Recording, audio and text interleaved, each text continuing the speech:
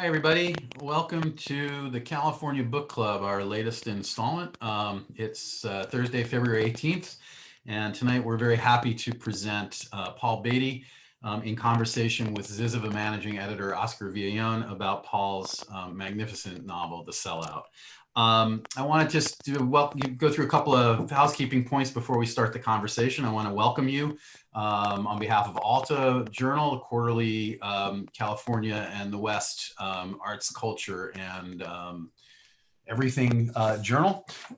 We're doing all kinds of book coverage online and in the magazine, and also covering the sort of the wide and diverse and ranging territory of the American West. I want to, the California Book Club is one of the initiatives of Alta. We are every month having a book club meeting such as this, a book club session where we're discussing signature works of California literature. I'm just delighted to be here, and I'm delighted that you're all here as well.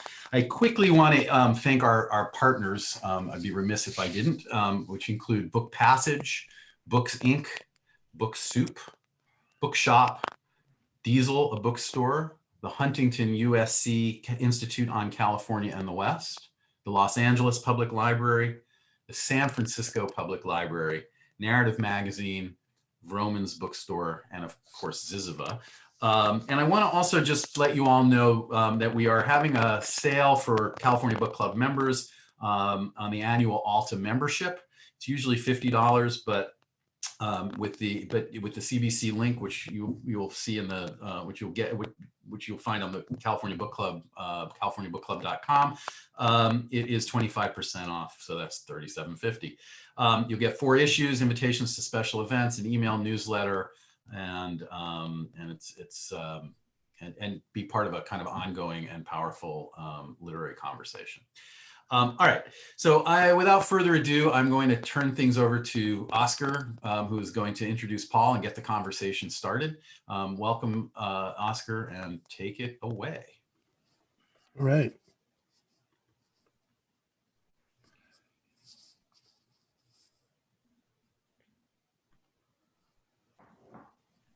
All right. I think, can you all see me? Oh, good. There I am.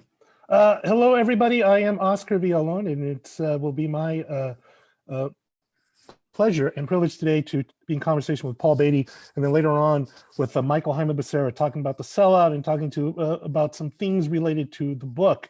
But first, let me go ahead and introduce our guest, which is Paul Beatty. Paul Beatty is the author and editor of several books, including the novels The White Boy Shuffle, Tough, Slumberland, and The Sellout, which was awarded the Man Booker Prize in 2016 and made Paul Beatty the first American to receive the Man Booker.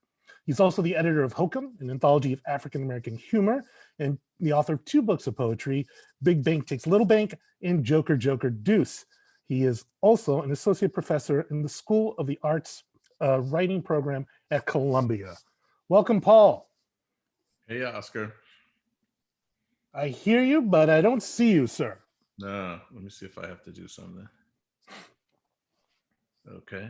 Oh, there you are. All right, Paul, first of all, let me begin by saying, I haven't seen you in a very long time. How are you? Yeah, I'm okay, man. I'm a little tired today, but I'm all right. Yeah. It's tired from just from the day-to-day? I've had a whole day teaching, so Nice. Haven't had much sleep, but I'm fine. Okay, I believe you, like a long-haul trucker. You're ready to go. Yeah. All right, that's fine. Paul, before we begin, I just wanted to ask you something, and I'm going to ask you this knowing that you probably haven't talked to many strangers since March of 2020, and in fact, probably hardly talked to strangers at all. But since the book's publication back in 2015, what's been your experience of people's perception of the novel? I mean, from my vantage, it seems that people continue to embrace it in a way that makes it like a contemporary classic. They adore it. I hope so. I mean, we're here talking, and 5 years later or so. So, I guess that means something. Yeah, I mean, I guess you're right. I don't really talk to many people. Yeah, I guess, the closest things to strangers might be my students. And it's like that's something that's changed. Since I've been at Columbia for a while, but I think since the book, I don't know. They look at me a little differently, I guess. Different. I don't know. The baggage is a little different, but yeah, I mean, it seems to have resonated with folks. Well, I mean, congratulations on that, because I know all the work you poured into making this novel as exceptional as it is, and it must be very heartening to see then people then take to it as such, to recognize that. There's something else I wanted to ask you, something I never thought to ask you about before, but have people assumed because of the Sellout that you grew up in South Central or thereabouts? Because you actually grew up in Palms, right? Which is a neighborhood on the west side of LA. Yeah, I'm not like Palms. I don't know what it's called. It's not Palms really. I mean, now the neighborhood's called Rainier Park. Just never had a name when I was younger. I don't know. We used to just call it the West Side. I'm not even sure it's West LA anymore. I mean, it used to be a West LA. I'm not sure if it's even still West LA. People see it as Mid City now, but so it's not Palms, but yeah, that's where I grew up. Do people assume that I'm from South Central? I mean, I don't think any more than people do when they meet a black person from LA. I think so I don't think any more than normal. But no, I don't think so. I don't think so. It hasn't come up that I can remember. You always have that sort of, there's always that difficulty of people reading autobiography into fiction, and thinking that everything in there must be some sort of thinly veiled. Yeah. I would definitely not say that it's never an assumption, but I don't think it happens all that often. Well, could you describe the neighborhood you did grow up in?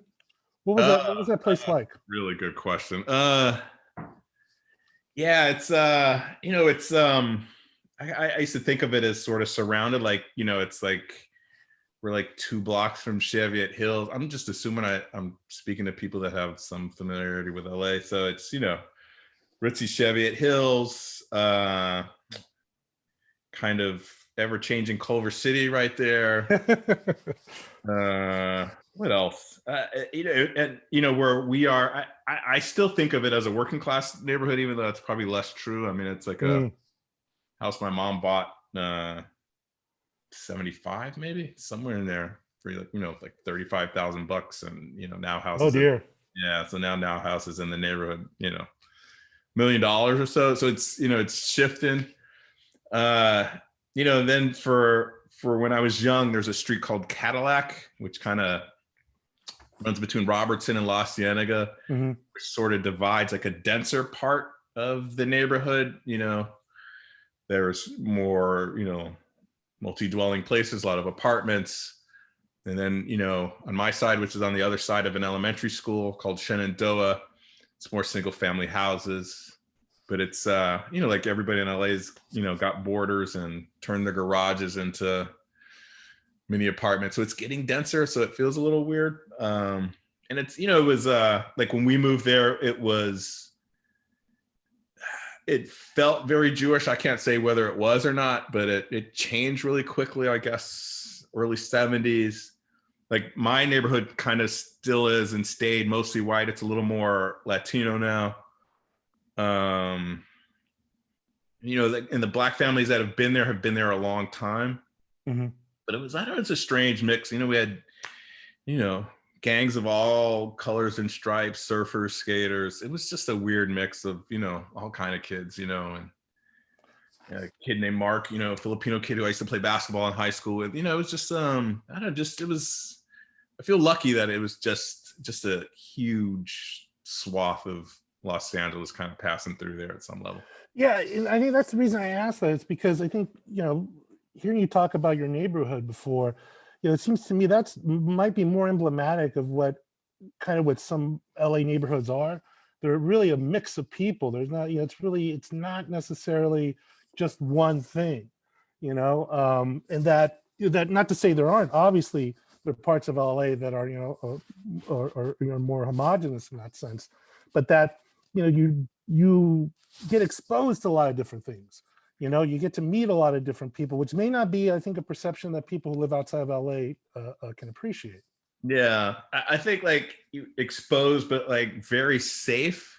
Mhm. My sister always, you know, we talk about our neighborhood a lot, and I don't know, we saw there was like a, you know, the group Fishbone. You know, I think a lot of those guys kind of grew up in that neighborhood. I don't really know them at all, but you know, we saw them like standing out in front of an apartment building, like kind of bragging about being from South Central, and you know, it's kind of a safe place to tell that lie, kind of. But I don't know why I'm ragging on Fishbone, but I don't mean to do that. But it's yeah. So I, you know, like you know, then you know, I went to college, and that neighborhood changed a lot, or like a part where we spent a lot of time, not where I live necessarily. You know, the part on the north side of Cadillac kind of changed a lot, and so you know, I would come back in and out and kind of, you know, take note of the changes in my friends, you know, just in the lifestyle, I guess, a bit. Yeah, there's actually a section in, you know, in Mike Davis's book where he talks about this gang called the PBGs, Playboy Gangsters. They were like a gang, and you know, I don't know if what's true, but it was just like, you know, it was like a weird place, like during the crack days where, you know, you could zip up Cadillac, and you know, and it's just it was kind of like a sort of like sort of a safe place. I don't want to say that.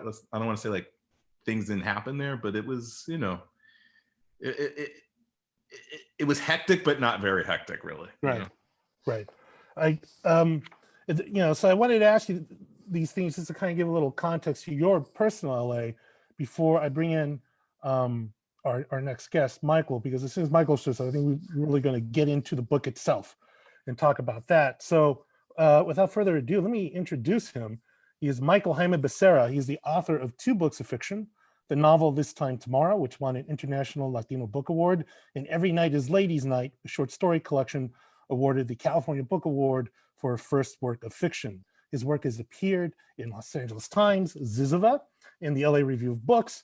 The Alta Journal recently published an excerpt of his story, 1181 Durfee Avenue. He is an associate professor of creative writing at the University of California, Riverside, and a proud resident of El Monte, California.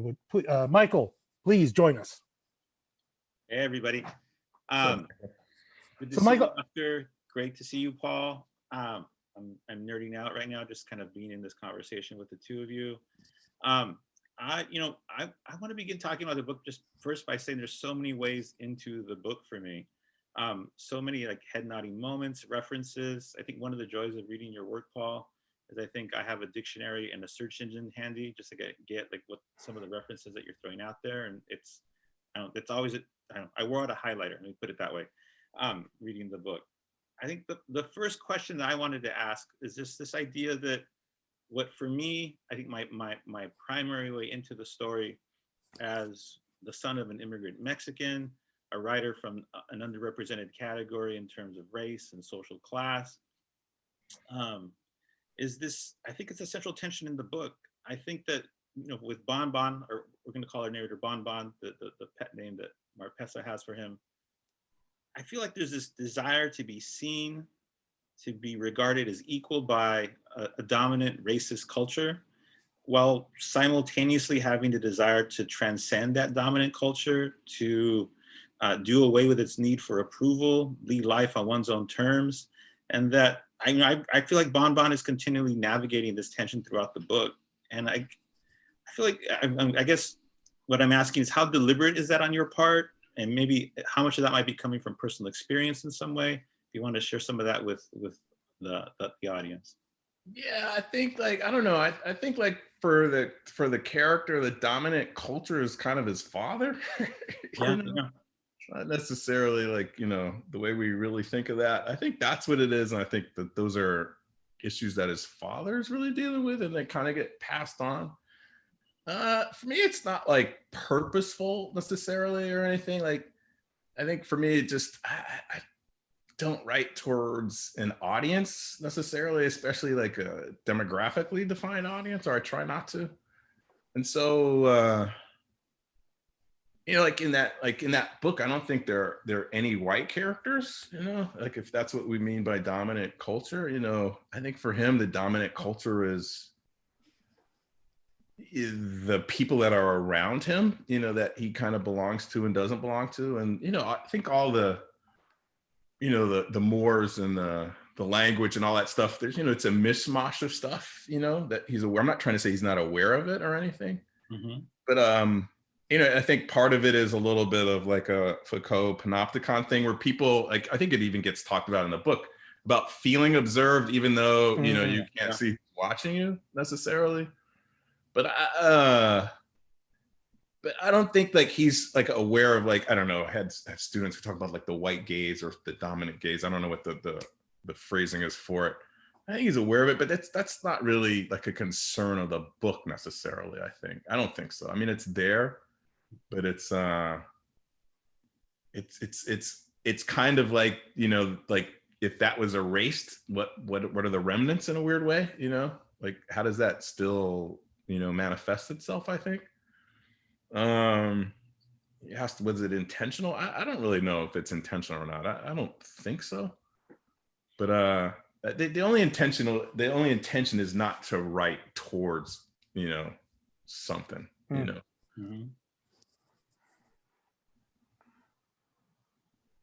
I think one of my favorite passages, and I'm going to read it, it's quick if people don't mind. It's on 122. And this is when Bon Bon it's the prom night. And after prom, they go to this disco called Dylan's. And it's this segregated disco. We went dancing at Dylan's, an under 21 pagoda tower of a disco as segregated as anything else in LA. The first floor, new wave. Second floor, top 40 soul. Third floor, watered down reggae.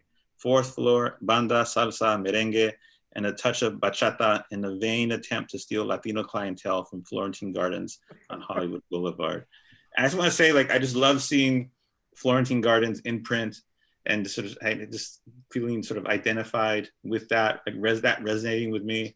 And also just the idea of thinking of the way that nightclubs operate as a form of segregation. And so music as being sort of an expression of that too as well. It took me right back to, you know, one of the running jokes that both my wife and I have are from high school dances that we'd go to, and there would be the shift change. And the shift change would happen when you're outside and they're playing, you know, Debbie Deb and Expose and all this stuff inside the gym. And all of a sudden Rock Lobster starts or Blue Monday and everybody runs inside and the other crew that's inside runs back out. Yeah. And you know, I think one of the things I really admire about the book and your work in general is just the way that you're always interrogating things that are sort of accepted or given or commonplace. And maybe you could talk about that, just that motivation a little bit. Yeah, I mean, I think it ties into like what you were saying about dominant culture and what Oscar was saying about My Neighborhood. You know, I think the dominant culture changes so frequently, you know, about what you want, like whose side you want to be on. Like, you know, God, it's so fun. I don't really think about the book like in that detail. Like, you know, but if I think about Dylan's and Florentine Gardens, like, you know, those are two places, you know, I think I've only been to each of them once, you know. Yeah. Like, once is all it takes. Yeah. I don't really go out then or now that much, but it's the thing of, I don't know why I'm telling you this story, but like, I remember, you know, we never used to have any money, and, you know, somebody would have a car, we drive and go out, and, you know, and like my group of friends, like we were a mix of Black kids and Latino, Honduran American and Mexican American kids, you know, and then each of them like had their different versions of what dominant culture, where we're going to go, you know, where we're going to explore. And so I remember my friend Claudio wanted to go to Florentine Gardens, a place that none of us went in. And, you know, we snuck in this whole thing, you know, we went in there and, you know, and there were all these kids hand dancing, which I had never seen before, but it really stuck with me. You know, you're like, you're just in that dominant culture of that night at Florentine Gardens and going to, I think I went to Dylan's once, and it was kind of like that kind of stratification of music and stuff where you're kind of in the same place, you know, almost like turning the radio station from, you know, KA, KROQ, KGFJ, whatever, you know, like, but kind of all extant in the same places, but you can go back and forth. I don't know. This kind of just reminds me of LA in a weird way, somehow. Well, I think it creates a sort of confusion when you realize there is not a truly, as in the sense of living it, there's no dominant culture necessarily. But what there really is are people, like, particularly I think this is true not only of Los Angeles, I would argue, but for many, major metropolitan areas, people who, are embrace all these different kinds of cultures in some way, to some degree or the other. And then, like, for lack of a better word, a sort of panic comes in. I think this is particularly true for people of color, when somehow you think you have to pick a lane, right? Yeah. It's like you can't be part of all these different things. You have to say, you have to declare a major at some point. And like, this is what X means. So, being Mexican American is going to mean X, or being whatever is going to mean this. And that everything else is sort of like, I don't know, at best tangential. But the truth of the matter is, all these things really kind of inform you. Yeah, I mean, I think, like, like me and my friends, I think it's a really good, I see what you're saying, but I think a lot of us, and one of the things I think that I always appreciate my friends is a lot of us never really picked a lane, That's good. And so it's or you'd pick a lane, but the lane wasn't what you would think it would be. So, like, a story I always tell every now and then is I don't know, early 80s, I guess. I'm not even sure when this is. This is 82. They were like these two kind of local punk bands, Neighborhood Watch. I don't know if anybody knows what I'm talking about. And God, what was the other band? I don't know. I can't think of them now. But they would throw like these parties in Mar Vista, and I remember you'd go in, and I would go expecting something like I would go expecting, like, being at the Roxy and seeing the Circle Jerks or something, like, oh, this is what it's gonna be. But you would show up and you're in somebody's backyard, there's a bunch of cholos in one corner, a couple black kids in another corner, some skater kids in another corner, just all waiting for the opportunity to kind of beat the shit out of somebody. You know what I mean? But it was just like, like the lanes kind of merge and divide and, all this kind of stuff. And I don't know, all that stuff really stayed with me somehow, yeah, just, even like, I went to Hamilton High for like 10 years. And there was like, there were these, I don't want to say like they aren't these expectations, but they always got defied, it's like, so like the volleyball team, the black kids on the volleyball team, it was all, I remember at uni had this, like, their best player was like this Japanese American kid. So like all these lanes, you kind of just, yeah, it's just they're there, but there were so many people swerving in and out of lanes all the time, Yeah, and I just think like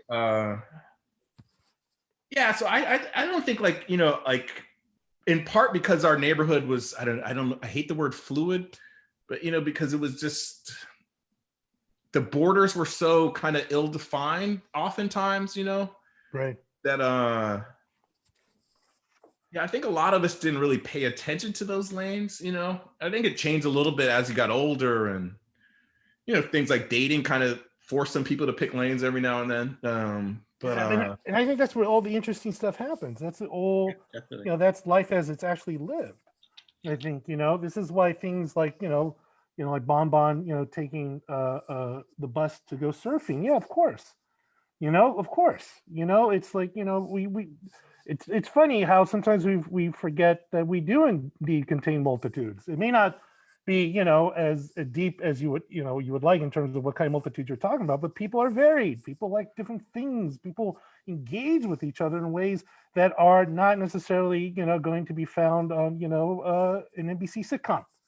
Yeah. But that's, I think in some sense, that's really the dominant culture. It's just kind of what kind of gets, thrown at you, saying, like, I think I think you talked about this with Chris Jackson for your interview with the Paris Review, talking about that, how, there's always like this sitcom where there's like a token character, whether it be white or black, who's like completely useless and has nothing to do, with what the show's about, but just someone's idea of what that sort of fluidity, might look like. Yeah. So Paul, if you don't mind, would you read for us right now? Oh, I didn't know I had to read. I don't have a book or anything. You don't have a book. Don't you have this committed to memory, Paul? No, I had no idea I had to read. Oscar, I'm so sorry. Well, that's fine. We can still keep going. It's not like we have a dearth of questions. Oh, I'm sorry, Oscar. Sorry about that. Don't apologize to One me, in 30 Paul. seconds if you want, but Don't apologize to me. Apologize to all the children watching right now who are just waiting up to see and to hear you read, and how you've just broken their hearts, Paul. You live with that. I'm sorry. That's fine. Go ahead. Go, Mike. I want to read another passage, if that's okay. Okay. Because I feel like we can't talk about this book as an LA book without talking about the sports teams that are in the book and sort of the roles that they play and the way that you bring a lot of nuance to the way that the way that they are. And one of my favorite passages, I just have like Lakers in all caps on the side, is at the bottom of 228. For people who have the book handy with them, they can look on or look at it as I read. So to ensure Harmony and I got in and out with our asses intact, I attached 2 small purple and gold Lakers pennants to the front fenders of my pickup truck, and for good measure, flew a giant Iwo Jima-sized 1987 championship Lakers flag from the roof. Everybody, and I mean everybody in Los Angeles, loves the Lakers. And driving down Centennial Avenue, even behind slow-moving lowriders that refuse to go faster than 10 miles an hour, the Lakers flags billowed majestically in the night wind, giving the pickup truck an ambassadorial vibe that allowed us to cruise through with temporary diplomatic immunity. And that phrase, diplomatic immunity, being attached to the Lakers and by extension, I would say the Dodgers too, I think has stayed with me just in my thinking about the book and getting ready about, for this conversation. And the one thing I want to shout out first is just the year of the flag, which is 1987, which is in my mind sort of the culmination of the LA-Boston rivalry, Los Angeles emerging victorious, and all these other things happening in there. And I guess it'd be great to hear you talk about what sports in the book means to you, and maybe sports in general and in LA in terms of identity and place. I guess I used to be a sports fan. I guess I don't really watch much, but I do like listen to people talk about sports a lot. Not a lot, but more than probably I should. I think we didn't have a television, so I listened to the radio a lot. Yeah. So, I would listen to Vince Scully and Bob Berry, the Kings. Like me and my friend Clovis were big Kings fans, even though we'd never been to a hockey game. I remember going to a hockey game with like the boys club or something. And, I knew hockey, like I knew the rules, I knew the players, but I had never been to a game. I always remember being so embarrassed because somebody asked me like what happens between periods. I had no idea about like the Zamboni cleaning the ice. I was like, oh no, a clown comes on. I had no idea. It was like so obvious. But LA always had really good radio broadcasters. Like, like the Kings announcer back then was amazing. And just, I don't know. So it's like a big part, huh? Chick Hearn. And Chick Hearn, yeah. So a lot of that is just like listen to the radio under my pillow, that did a thing. And like the bit that you're talking about, Michael, kind of comes from 2 different bits. So filmmaker, author Jafa, I don't know if people know, but I say occasionally I'd run into him in New York. And once he came, it was like, oh, I want to do White Boy Shuffle, and I want to do these gangs like how Kurosawa does those, does Ron with the flags. And so I remember him saying that really stuck with me. And so it's that, and it kind of comes from just, being in Little Tokyo one day with a friend of mine, and we were eating, I am who I am, and she is who she is. And the 3 of us were pulling into some valet parking at some restaurant. And her and the valet got into this huge Laker conversation. I was like, oh, this is what happens. Mm-hmm. And then there's that weird moment in LA. I don't know when it started, but when people would put the flags on their cars. I mean, it was really, I just had never seen that before. So it was just all that kind of stuff coming together about like the Lakers as some kind of lingua franca, that kind of just gives some people like a little sort of a common ground. I guess it's not like I'm a huge Laker fan or anything, but it is kind of a weird thing of, it's like the thing people don't really, like you go to the Dodger game and like there's just, it's kind of like the one place where it still feels like LA to me. When you go to the Dodger game, it's like one of those places that still feels like LA somehow. It's not like I go to Dodger games very often, but so I don't know. So for me, it's kind of about memory and those kind of other weird things about like who can stay in the lane and all these kind of things. All right, Paul, I'm going to ask you some questions from the folks in the book club. Let me start off with a question from Eric. He writes, Mr. Beatty, I saw you give an incredible reading from your poetry collection, Big Bank, Take a Little Bank, at the Claremont Colleges in 1991 or so. I still think about how good it was. Can you talk about how you moved from poetry toward writing novels, including The Sellout, which is amazing? Thank you. Thanks. I remember that reading, actually. Yeah. Was there a brawl? No, there was no brawl, but one of the things is I remember a guy coming up to me and go, "You're so approachable." So nervous. I remember that. Yeah, I don't know. I don't have like a pat answer for this, but I need to come up with one. Yeah, I don't know. Just my poems were getting really long. I was writing these 35-page poems that were taking a long time to write. I got not bored with poetry, but I was really uncomfortable with the with how I was being perceived as a poet. That made me really uncomfortable. How do you mean? I was bald-headed, black, and hip hop, and it just really made me uncomfortable. And the other thing though was like the notion of the audience in poetry, because I don't like to read, but you read a lot as a poet, or I read a lot, at least for me. And I remember writing a poem, and I had written a line, and I was like, oh, they're gonna really like that, and it really stopped me in my tracks having that thought. And I was like, I just had never cared or worried about like how somebody else would perceive something, And it was just a flag that I was used to the kind of, instant feedback that you would get from poetry in a weird way, at least from, right. As opposed to a novel, really, which is going to be delayed before they ever see the yeah. And it just I don't know, it raised some other things that were making me uncomfortable. I just kind of stopped, and then a couple of people asked me to write some essays, and a guy asked me to write. I wrote a couple essays for the Village Voice, about language and things that weren't very good. But a guy asked me to write an essay for an anthology called Next, which was about Generation X. Oh, that thing. Kind of started like this long meandering thing, but it was just kind of based on me and my friends buying some St. Ides at a local liquor store. And like, it was just kind of like a seminal moment for us, like we came out in the liquor store, had this, like we all had the same kind of epiphany at the same time about something, kind of about like the local gang actually, but it just, I don't know. And I remember writing that, and I'd been thinking about White Boy Shuffle for a long time and keeping all these notes.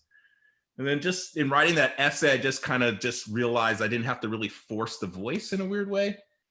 And I just started writing the prose. And for me, it was freeing, and, I could kind of be my kind of normal insular self in a different way. Right. And just, I don't know. So that's my answer, I guess. Another question too from Margaret, or she says, I loved your book, really loved it. The Sellout was funny because of its juxtapositions of a farmer in the city, intellectuals in a dumb donut shop, a guy smoking weed in a courtroom. You blend the high class and the low class together in such a way that becomes interesting. My question is whether your postmodern take on the city is intentional or just the result of being a postmodern being, writing on impulse of things that trigger your innate postmodern heart. I'm not sure I understand like the last part of that, but I mean, it's all intentional. I think I try to write with a lot of intentional. I mean, I think there's some unintended consequences, of course, but I think it's all intentional. I don't think about it being postmodern necessarily, but I think LA is not a place that I know very well, and I know it like through following my friends around and stuff, and they all have their different experiences. And some like what you were talking about earlier, because some of them have chosen lanes at certain time. So it's fun to go to those lanes, And then the highbrow, lowbrow, Oscar, me and you have talked about this a lot. It's just, I don't really make that distinction. It's just stuff that I'm interested in and, that I want to render and I want to explore. but I try to hopefully do all of it with some intellect and Yeah. some novelty and some insight. Let me ask you this, because I think we, and maybe Michael too, tell me what you think. I think, for me, like I like consume culture omnivorously because I just didn't know what to consume. Like both of my parents, my dad's a janitor, my mom worked like an assembly line, high school diploma between them. So I was just like, it's not like because of anything, it's just what was available. So like if something was available that looked interesting, I would just consume that. Do you think maybe that's part of it? That's why like, we may not differentiate too much in terms of, the melding of high with the low, just because it was never like, it was never going through some sort of filtering process to begin with. Yeah, I mean, I think that's part of it. I don't know, like one of the things, like, I don't know, with bands, like when I think of LA bands, like I just tend to think of like, maybe it's probably true with music in general, but I think of like all my friends that were in bands, and it would just be so interesting, like about all the stuff that they would pull from, God, I'm so old. So like, I remember my friends who were like in different kind of bands, like, heavy metal bands, kind of more R&B kind of bands, but they would all sit and we'd watch these old tapes of like Miles Davis and John Luke Ponty and Chick Corea, all this kind of stuff. And it just, I don't have an answer to this, Oscar, but their discourse was so smart and so blended, and it was just, even though that wasn't the kind of stuff that they were doing, but it was, it was interesting to see their take on stuff. I can't really make any sense of it, really. I'm trying to make another point, but it's partly, it's, experiencing these things. Like my mom took me everywhere, but you're never out of the context, Right. It's if we're having highbrow conversations at the dinner table over TV dinners or whatever, you know what I mean? So it's like, right. It's always there. I remember somebody reading at Near Rican Poetry Cafe, and they were using all these words, and they were talking about how they didn't know how to pronounce the words because they were words that they had only dealt with textually, but like at the dinner table, they weren't words that people said out loud. It's just, there's always that kind of weird kind of. Yeah, I think, like I'll give you an example. Like for a very long time, I pronounced it waiting for Godot. I think we all did. Yeah, because it's like, oh, this is great. Waiting for Godot. You guys read Waiting for Godot? And it's like, yeah, because I'm just, grabbing it as I can. It's like, I just liked it because I thought it was really cool. This weird little play, but, it's like, I'm not. Well, I mean, I just don't have that. So many of us don't have that sort of reference, Mm-hmm. It's, it's like at some point someone pulls you aside and goes, it's Godot, like, oh, thank you. But, so what? You're more consumed by the ideas than anything else. You're more consumed by the work itself. I think there's an authenticity, a genuineness to that, to really approaching a work in such a way, that you're it's not about its signifiers or its trappings. It's about how it speaks to you. Yeah, I mean, I was lucky that, I had access to a lot of stuff, mostly through my mom. Had like this library, she dragged us to, there used to be this, God, I can never remember the name of the theater. There used to be this theater in the Crenshaw district that used to show Japanese movies like in the early 70s. God, Kikasoi maybe? I can't remember the name of the theater. It was right on Crenshaw though. So, I grew up going to see these Ozo movies and Kurosawa, but it all still comes with like the blaxploitation movies we all saw at the same time, and, all kind of stuff. And so, my mom had a good library. My friends were listening to all kind of music. So there's all kind of stuff, and like even in Sellout, like there's like this little bit about the Marx Brothers. Mm-hmm. And it comes from like this kid, Paul May, who I went to junior high school with, and I went to kind of pretty much all black, mostly black. It had to be 80% black junior high, Pastor Junior High. There were a crew of white kids that like lived in Castle Heights, like straight up aerodrome, that kind of had like a special municipal bus that they would kind of take them in there. But like Paul was like one of those guys, we would sit and talk Marx Brothers. I don't know, just all this stuff. And he was so fucking smart, and just, I don't know. So it's all for me, just. What was in your mom's library? I mean, you were reading like Philip Roth. I don't know if she had Philip Roth. I You got don't like think she. Updike or It was something like that, right?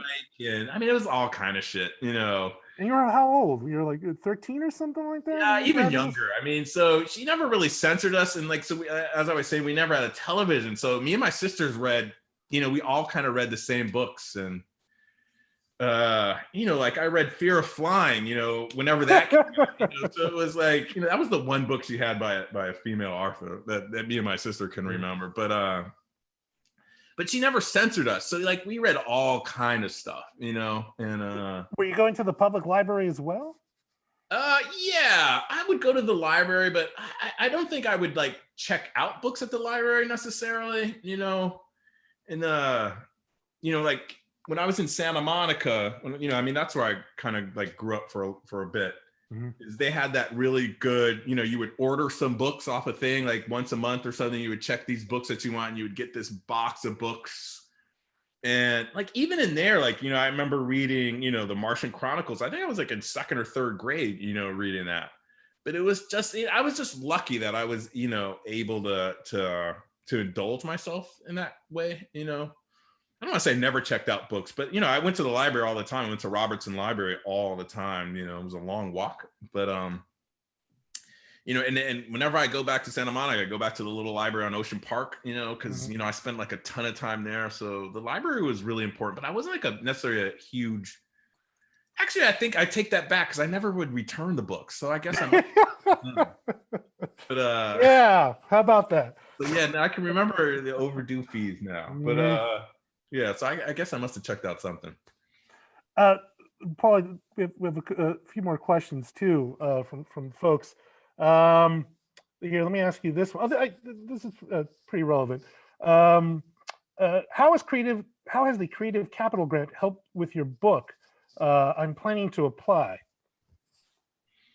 Yeah, it helped because it made me really think about it. And so you know, I had this idea and I was just thinking and not really doing anything. And my wife, Althea, was like, you know, they're trying to give you $50,000 because the application was monstrous. So I didn't really want to do it. But she kind of pushed me to it. But it just made me fill up this little box with stuff that the book isn't about, but it just kind of forced me to kind of cobble things together. But one thing that did help me though, is they would have these huge retreats. And as much as I hated those, is I was lucky enough to hear two people talk about their work. One was Rebecca Sullinet, and she was working on that San Francisco book. And the way she was talking about mapping in that, like, you know, I was listening to her and I was like, oh, that's kind of what I'm thinking about. It's just about like crossing these borders and just how one crosses the street in LA, you know, like, and how much that can, that can change your life. And the other one was about an artist. His name is Sam Van Aken, I think. And he was grafting these trees, you know, so he was doing these trees that were half peach, you know, a quarter pear trees, like making these beautiful, beautiful trees. You know, I knew I wanted to do some farming thing, but just that he was pushing these visual boundaries and these scientific boundaries really, I don't know. Like, and so just meeting and listening to other people talk about what they were doing kind of just help trigger the ideas that were lurking into my mind that I didn't really know I had just yet. I have another question. Getting back towards the book, says the audience member, mental health is an obvious theme of the Sellout.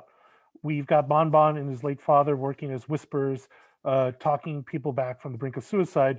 We've got Bon Bon regretting not having Hominy 5150'd, and so on. My question is, what's your larger message? That we as individuals are operating on our own levels of mental illness, that this nation is collectively afflicted, that this is just a mad, mad world, and we too are mad, mad? Yeah, there's no message to that. I mean, it's really, yeah, I try not to write with a message. Yeah, there's no message to it. For me, it's like kind of observational. Some of it's just my own preoccupations with suicide. You know, I majored in social psych. You know, I was getting my doctorate in social psych at one point. So a lot of it's really shapes how I see the world, how I see characters, how I see like I was reading these quotes that they had from the book, and there's like a quote about who sits next to whom at the bus, you know, and all that. A lot of that stuff is just from my psych background, you know, from little research projects. But I don't really have a message. I think like people ask this, and it's not like I don't like think about like historical trauma or community trauma and all those things, but I don't have a message about it other than trauma exists, I think, and to try to recognize it. And I think a lot of my characters try to figure out how they're gonna, you know, what are they gonna do with it, you know? Right. And like where does all that stuff go, you know? Yeah, it's actually another reader also brought that up about suicide features in each of the 3 novels of yours that she's read, and she was wondering if it surprises you each time that the story unfolds that way, or if you expect it. No, that's, I mean, it's yeah, it's something. I don't want to get like too personal with it or anything, but it's something that that I think about a lot, and it's and a lot of it is sort of not based, but kind of comes from real life or secondhand things around suicide. I want to be careful about what I say here, but it is, you know, because it's one of those kind of,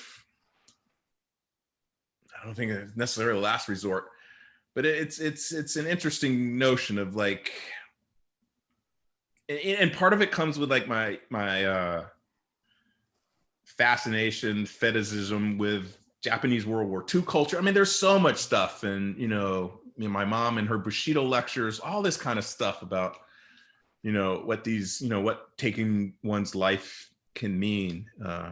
Is it a statement? Is, you know, all these things. I wish I had like a suicide is this is why I do it. I don't have that. Is it more of an existential, I think, I suppose, exploration? Yeah, I mean, it's all that, but it's for me, it's just one of those lenses, you know. It's more behavioral than there's a message behind it, but it is very intentional, and I try to be really considerate in talking about it, even though I'm sometimes cracking jokes around it or you know, doing like things, but it is something that I take seriously. So a lot of people wanted to know, were you living in New York City while writing The Sellout? And if so, what was it like writing about your hometown of LA from New York City? Yeah, I mean, I think I've written all my books. I don't think I've ever written a word in LA, really. I mean, I lived in New York for a long time. Yeah, it's a good question. I think for me, it kind of frees me up. The distance helps, I think. You know, I'm not like walking the streets, you know, getting new information. Oh, that's good. You know, I have to make some decisions. You know, and I get to use my imagination, you know, and rely on, you know, my own sense of my own screwed up memory. And so it helps me, you know, that I'm freed up from that. And, you know, I've lived a long time in New York pretending that I'm not a New Yorker, you know, and so I get to indulge in that. Yeah, I mean, I held on my California license for as long as I possibly could. And, you know, I would constantly try to get West Coast stuff. You know, there was a magazine called Giant Robot that I don't know if people remember, but yeah, it was like such good fuel for me of like, yeah, I'm not like these idiots out here outside my door. You know, I see the world through a different lens. And I don't know, that magazine was one of those things that kind of kept, you know, helping me indulge whatever my sense of being a Californian is. It reminds me of the Tom Waits song, the San Diego Serenade, the whole line about basically you have to leave your hometown before you can see it. Yeah, I think there may be some truth to that, you know, but there, I guess there is, because when I went to school in the East Coast, and I remember coming back to LA and going, oh, LA is so fucking backwards. and then like, you know, and then talking to other kids from California, because, you know, we were so displaced about, you know, our education was different. You know, it was interesting. I don't want to say LA is backwards, but it helped me see it through another lens in a weird way. And it just helped me see like the westernness of it, the southernness of it. Like there's so many, you know, the Mexicanness of it, you know, and yeah, you know, sometimes I drive up Venice and I'm like, man, this looks just like fucking Guadalajara, you know, and you realize like all this stuff you know, like these borders are there, but you know, they don't really stop very much in a weird way, you know. It ain't Boston, is what you're saying. Yeah, it's not Boston, but you know, there's a lot of stuff that, you know, like the waves kind of crash and settle and move the sand, and you know, it's there's a lot going on, I guess. There's a question from Marcus. Do you think of yourself working in the tradition of satiric novels or Black satirical novels more specifically? Nah, not really. I just write. The satire stuff, I don't really think about too often. I mean, I think about it now more because it's come up more. I mean, I don't see the books like so different in that sense from each other. But that word seems to be, I hear it more than I used to, but I really don't. Not to say that there's not overlap or anything, or but I really don't. Like, you know, I didn't come to a lot of those books till I had really started already writing, you know. Not that I'm reinventing anything, but go ahead. How did you go from Psych to an MFA? Yeah, I'm gonna try to be quick. I was in Psych. You know, I end up getting my doctorate where I got my undergrad degree, which was like a mistake because I felt stuck.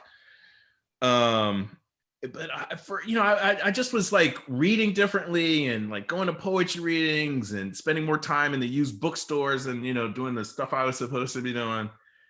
And even within, like, I was very consumed with like how constricting, it actually comes up in Sellout, I think, a little bit, like how restricting the APA format was. Like, I can't say the shit I'm trying to say. And so I was trying to creatively go around that. And I had a professor in my first year of grad school that you had done, it was a environmental psych class, and we had to write some things about our room and anyways. So I had written these two things, and he noticed I was like really leaning up in my seat, and such a social psych thing. He noticed I was sitting like this, and he was like, "Paul, do you want to read what you've written?" And I was like, "I think I do, actually." He just fucking called me out. But I remember reading that thing, and you know, the class got, I mean, you guys have heard this before, but you know, everybody responded really strongly to it, and then just kind of just made me think how much I had always enjoyed writing, but just wasn't aware of it. And I just realized I had to quit, and I wanted to write, and you know, that was basically it. I want to ask you guys something regarding LA and LA writing, and this is and Michael, I would love for you to weigh in on this too. So Paul, I remember you taught a course in LA writing in Columbia, and I think among the books your students read were Christopher Isherwood's A Single Man. Yeah. And you told me once how the book was, how that book, as well as all these other LA books, including your book, The Sellout, they all share the same trait. They're about loneliness. Could you talk about that? Because I know exactly what you mean. But you know, just as there's like a certain quality of light in Los Angeles not found elsewhere, there seems to be like sort of, for me at least, ineffable loneliness felt while living there. Yeah, it's I don't know if it's any different than anywhere else. Maybe all books are about loneliness or something. But the LA loneliness, it's something I really feel, I guess, when I go home, even though I have like a ton of friends there. But yeah, I don't really know. I mean, you socialize differently in LA, at least I do, than in the East Coast, you know. And you know, it's like God, Oscar, help me out. Like Nathaniel West kind of talks about that, like, you know, in Day of the Locust, they socialize different than they do in Miss Lonely Hearts, you know, and it's partly geographical about like how you drink and do you drive, do you walk, and who do you meet? I don't know. So it's kind of a weird thing. And so much like to the degree or how you're ambulatory in LA, I think is important, you know, and like driving and all these things. Like when we do in the class, the students really get caught up in the driving. And so, but they, you know, the thing is to get to notion that the driving is not a thing on its side. Like it's actually part of the narrative, you know, it's actually part of the story, because it's about lanes, you know. Well, Michael, you were talking about by the cops in Chester Himes, or, you know, and Ask the Dust, like driving out to Palm Springs and what happens between LA and Palm Springs. Or although in Ask the Dust, I thought the most like lonely aspect of that is being on the beach.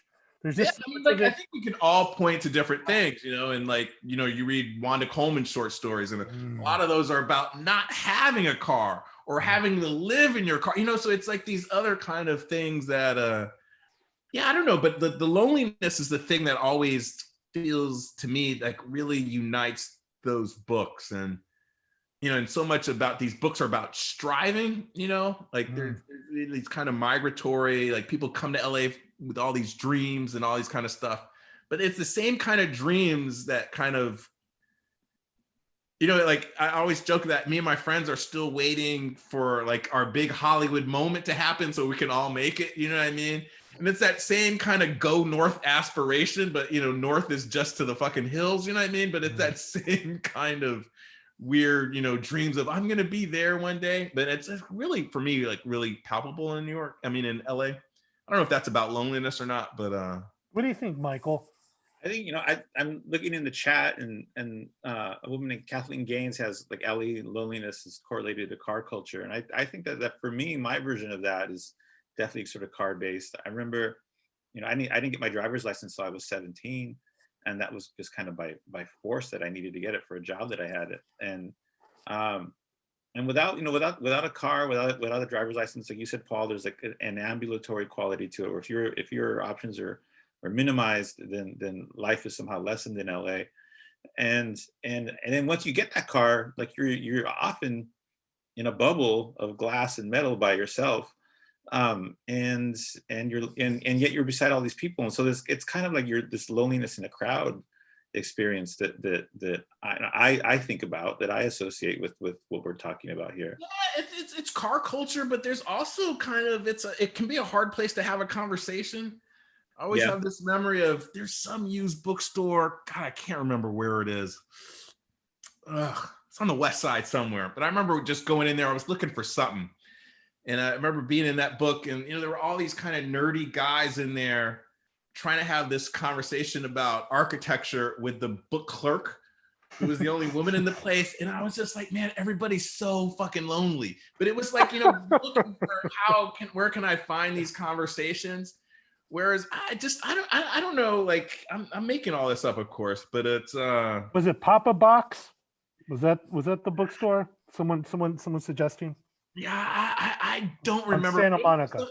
Was it on Santa Monica? Did they Yeah. say? Yeah. It could be. But it just cracked me up. But and it's and it's hard to delineate like what about this is unique to LA or something. But it's like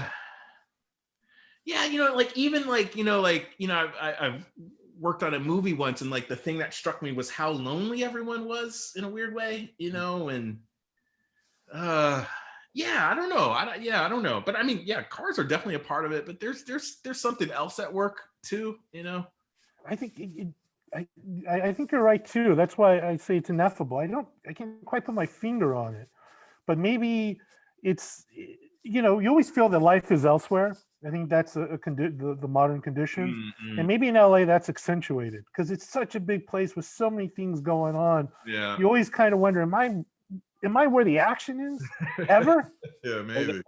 I was gonna say, or there's the impression that like life is in Los Angeles or in a place like Los Angeles, and if you're not experiencing some version of that right away, then there's a sense of like disappointment or potentially shame because you're not having that, and maybe we're talking more about that in a way too, rather than just loneliness by itself. Yeah, I would even say maybe tristesse is sort of the word, because it's like there is a tinge of sweetness to that too.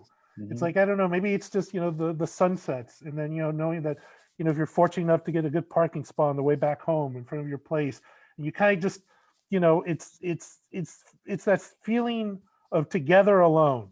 Yeah. And it's not I wouldn't call it, it's not like a depressive state, but sort of just kind of knowing you really are on your own.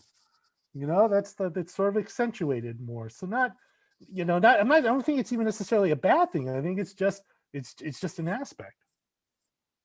So Paul, we're at 6 o'clock. I think we're gonna wrap up. Before I do, what's next for you? I really don't know, Oscar. I've got some decisions to make. Yeah, I have to figure out a way to carve some space to get some work done, I think. And so I'm trying to figure that out. I'm not very good at talking about myself, but some people are trying to make Sellout into a movie. It's been difficult. Yeah, there's some just it's a lot of kind of stuff that I'm treading water about some shit that I kind of half want to do and half don't want to do. And the stuff I really want to do, I just need to make some decisions and do it. So it's a long-winded way of saying I don't want to talk about all these embarrassing things. Okay. Let me just add to let our audience know they can read excerpts from both Michael and Paul's books in the current issue of Alta. So let me thank Paul. Thank you so much. And Michael, thank you. Yeah. And, and I hope I did not offend anyone by wearing my Warriors cap. So that's, and thank you to the audience. Thank you all very, very much. Good night. Yeah, same for me. Thanks, everyone. Thank you. Thank you. Thanks, Oscar. Thank you, Paul. Thank you, Michael. That was a great conversation. And I really appreciate all of you being here. The interview will be up at californiabookclub.com if anyone wants to revisit it or catch up with things that you might have missed. Please don't miss next month's book, pardon me, which is Nina Revoir's novel Southland, March 18th, 4 weeks from tonight. A reminder that the sale on the Alta membership for CBC members is on at, I gave you the wrong URL at the beginning, so my apologies. It's altaonline.com/CBC offer. And please participate in a 2-minute survey that will pop up as soon as we end the event. Stay safe. Vaccines are here. See you next month. Take care, everybody.